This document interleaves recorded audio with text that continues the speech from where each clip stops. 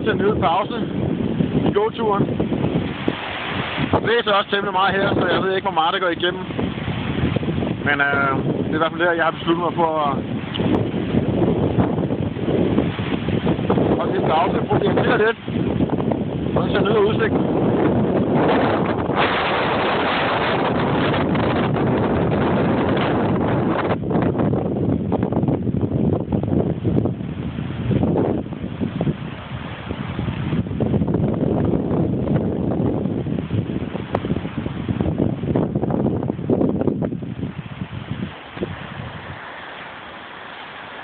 Det er selvfølgelig det samme bjerg igen fra en ny vinkel, men det er stadig sindssygt flot. Sindssygt flot. Det kommer over,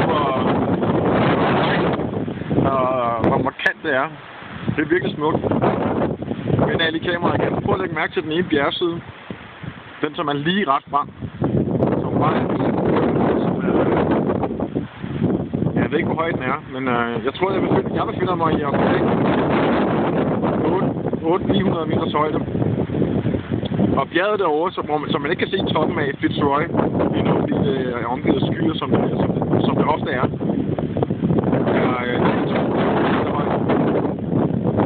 Så den væg derovre, den er altså, den kunne godt gå, det kunne snildt være 1 kilometer høj.